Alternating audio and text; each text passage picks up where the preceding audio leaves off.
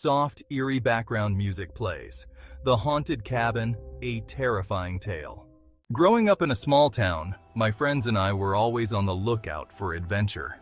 One weekend, we stumbled upon whispers of an old, abandoned cabin hidden deep in the forest, a place shrouded in mystery and intrigue. With a mix of excitement and trepidation, we decided to explore. There were 4 of us: me, Jake, Emily, and Sam. After trekking through the dense trees for nearly an hour, we finally spotted it.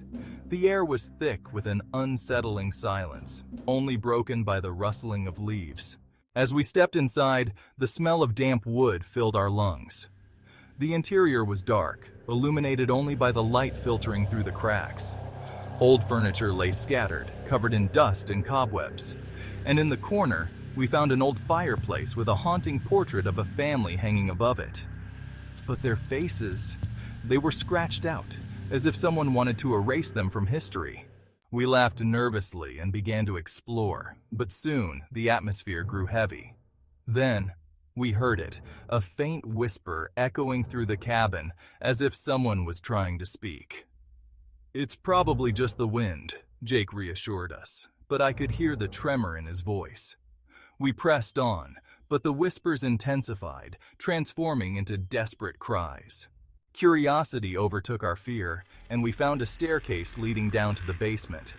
Against my better judgment, we descended the creaky steps, the darkness swallowing us whole. The basement was dimly lit, filled with old newspapers detailing tragic events from decades past. My heart raced as I picked one up, but before I could read it, we heard a loud bang from above, a door slamming shut.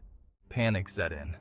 We raced back up, but when we reached the main floor, the front door stood ajar. Outside, I saw a figure standing in the trees, watching us intently, his face obscured in shadow. "Run!" I shouted, and we bolted out the door, leaping over fallen branches and dodging low-hanging limbs. We didn't stop until we reached the safety of the main road, looking back at the cabin looming behind us, dark and foreboding. To this day, I can't explain what we saw or heard that night. We never spoke of it again, and none of us returned to those woods. The cabin still haunts my memories, a place where something dark and forgotten lurks, waiting for its next visitors. If you enjoyed this story, please like, share, and subscribe for more chilling tales.